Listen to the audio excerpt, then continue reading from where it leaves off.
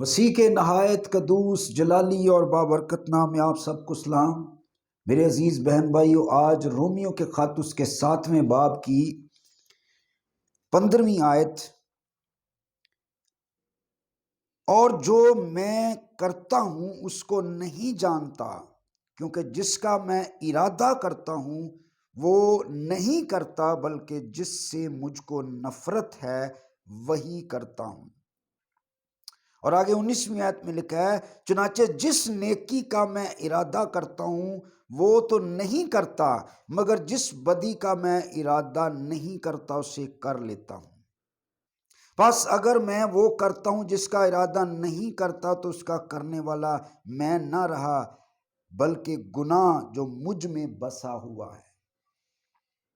میرے عزیز بہن بھائیو، جب آپ اس آیت کو اس کے پس منظر کے مطابق نہیں سمجھیں گے، دراصل میں اس باب کے اندر رسول پرانی انسانیت جو ہے، پرانا انسان، اور اس کے آخر میں جب آپ چلے جائیں تو وہاں پر بھی خدا کا کلام ہمیں سکھاتا ہے کہ پرانا انسان، پرانی انسانیت، اس کی 24ویں آیت میں لکھا ہے 7ویں باب کی، ہائے میں کیسا کم بخت آدمی ہوں، اس موت کے بدن سے مجھے کون چھڑائے گا۔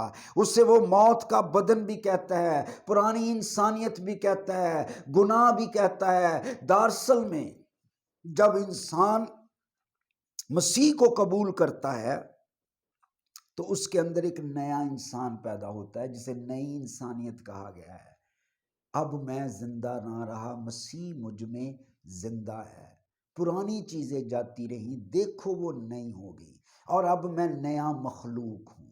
یہ نیا انسان مسیح خداوند کی صلیب پر ایمان لانے کے سبب، جب کوئی شخص مسیح خداوند کی صلیب پر غور کرتا ہے کہ ہاں میں گناہ گار شخص ہوں، یہ گناہ میرے تھے، یہ گندگی میری تھی، یہ لعنتیں میری تھی، یہ صلیب میری تھی، یہ قبر میری تھی، یہ کوڑے مجھے لگنے چاہیے تھے، یہ کانٹوں کا تاج میرے سر پر رکھا جانا چاہیے تھا، یہ کیل میرے اور ہاتھوں اور پاؤں میں ٹھکنے چاہیے تھے۔ لیکن میرے عزیزو، ہمارا خدا کتنا بڑا خدا ہے۔ اس نے کہا، اے بوجھ کے دبے اور تھکے ماندے لوگو، میرے پاس آؤ، میں تمہیں آرام دوں گا، میں تمہارے دکھ اٹھاؤں گا۔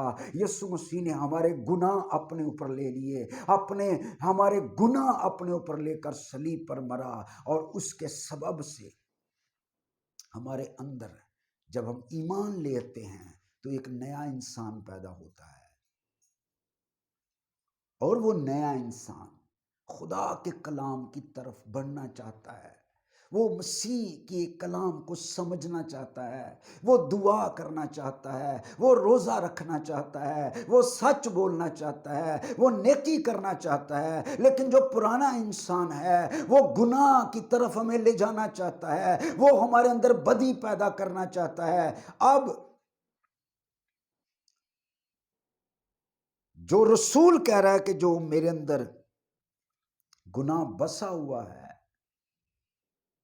اور جو بدی ہے، جس نیکی کا میں ارادہ کرتا ہوں وہ تو نہیں کرتا، لیکن جس بدی کا ارادہ بھی نہیں کرتا وہ میں کر لیتا ہوں۔ یہ وہ مینشن کر رہا ہے پرانی انسانیت کی طرف، کہ پرانا انسان جو ہے، اور خدا کے کلام میں لکھا ہے جسم کی خواہشوں کے لیے تدبیریں نہ کرو۔ پرانے انسان کو جسم بھی کہا گیا ہے، جسم کی خواہشوں کے لیے تدبیریں نہ کرو۔ اور تدبیریں کے لیے جو لفظ ہے اصل زبان میں، اس کا مطلب ہے پرانی انسانیت کو خوراک مت دو، یعنی اس کی خوراک بند کر دو، اس کی خوراک ہی بند کر دو۔ جب نیا انسان ہمارے اندر پیدا ہوتا ہے تو اس کی خوراک کیا ہے؟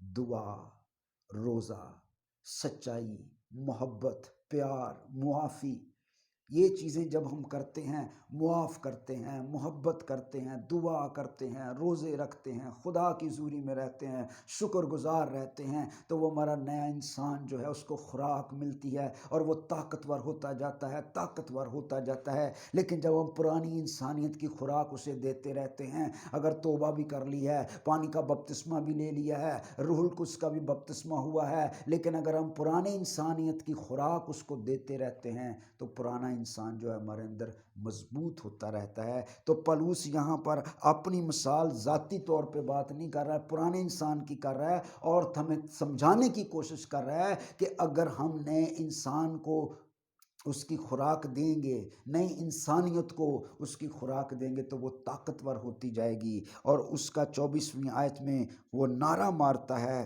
کہ مجھے اس موت کے بدن سے کون چھڑائے گا، اور وہ ہے اپنے خداوند یسوع مسیح کے وسیلے سے میں خدا کا شکر کرتا ہوں۔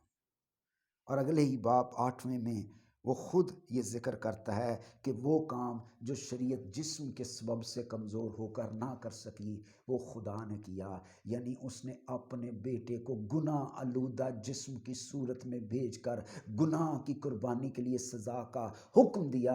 میرے عزیزو، اس محبت کو سمجھ جائیں، ہماری زندگیوں میں انقلاب آ سکتا ہے۔ کامل کوئی بھی نہیں ہے، لیکن ایک نیک کام، ایک اچھا کام، ایک پیارا کام جو ہم کر سکتے ہیں، اور ایک نیک کام ہمیں مسیح کی بادشاہی کے اندر داخل کرنے کے لیے تیار کر سکتا ہے، ہمیں پاک کر سکتا ہے۔ اور وہ ایک نیک کام کون سا ہے؟ مسیح کی صلیب پر ایمان لانا، اور یہ ریلائز کر لینا کہ ہاں جو صلیب مسیح نے اٹھائی وہ مسیح کی نہیں تھی، وہ میری تھی، وہ میرے گناہوں کو لیے ہوئے صلیب پر مرا ہے۔ اور جب ہم مسیح کی صلیب پر ایمان لا رہے ہوتے ہیں، روح القدس کی قدرت ہماری زندگیوں پر نازل ہو رہی ہوتی ہے، اور ہم سوچ رہے ہوتے ہیں کہ ہاں میرے یسوع نے میرے لیے صلیب اٹھائی ہے، اس کے کانٹوں کا تاج پہنایا گیا ہے، سر پر کانٹوں کا تاج ہے، بدن پر کوڑوں کی مار ہے، ہاتھوں اور پاؤں میں کیل ٹھونکے ہوئے ہیں، اور اس کے چہرے پر بھی تھوکا جا رہا تھا۔ جب اس کی اس محبت پر غور کر رہے ہوتے ہیں، پاک روح نازل ہو کر ہماری زندگی میں ایک عجیب تبدیلی لاتا ہے، اور ایک نیا انسان ہماری زندگی میں پیدا ہوتا ہے۔ اور وہ نیا انسان جب ہم روزانہ دعا کرتے ہیں تو 5 کام میں آپ کو بتانا چاہتا ہوں کہ اگر آپ نئے انسان کو طاقتور کرنا چاہتے ہیں، پہلا، ہر روز 1 گھنٹہ دعا کریں، ہر روز 1 گھنٹہ دعا کریں۔ دوسرا، اپنے باپ کی اور ماں کی زمین پر عزت کریں۔ اور تیسرا، اتوار کو ضرور خداوند یسوع مسیح کی حضوری میں اپنے آپ کو پیش کریں، اپنی زندگی میں عبادت کو ترجیح دیں۔ اور چوتھا، سچ بولیں۔ سچائی اگر آپ کی زندگی میں آ گئی تو وہ آپ کی زندگی میں انقلاب لے آئے گی۔ کسی عالم نے کہا سچ بولنے والا شخص ہر گناہ پر غالب آ سکتا ہے، اور جھوٹ بولنے والا شخص ہر گناہ کر سکتا ہے۔ اور 5واں، قابل عمل حکموں پر عمل کریں۔ جو چھوٹے حکم ہیں، جس کا ذکر متی کی انجیل 5ویں باب میں یسوع نے کیا کہ چھوٹے سے چھوٹے حکم، اس کا مطلب ہے قابل عمل حکم جو آپ کے عمل میں آ سکتے ہیں۔ اور بے شمار حکم ایسے ہیں جو ہمارے عمل میں آ سکتے ہیں، لیکن ہم ان پر عمل نہیں کرتے۔ خدا ہمیں اس کلام پر عمل کرنے کی توفیق بخشے۔ اگر آپ کو برکت ملی ہے اور آپ نے اس کلام سے برکت پائی ہے تو یہ کلام دوسروں تک پہنچائیں، دوسروں کو شیئر کریں، اور اس چینل کو سبسکرائب کریں۔ اگر آپ سبسکرائب کریں گے تو بہت جلد پھر ہم آن لائن بائبل سکول بھی شروع کر رہے ہیں، اس میں بھی آپ جوائن کر سکتے ہیں۔ اور سبسکرائب کرنے کا فائدہ یہ ہوگا کہ آپ کو اگلی ویڈیوز کا نوٹیفیکیشن مل جائے گا۔ خدا آپ کو برکت دے، آمین۔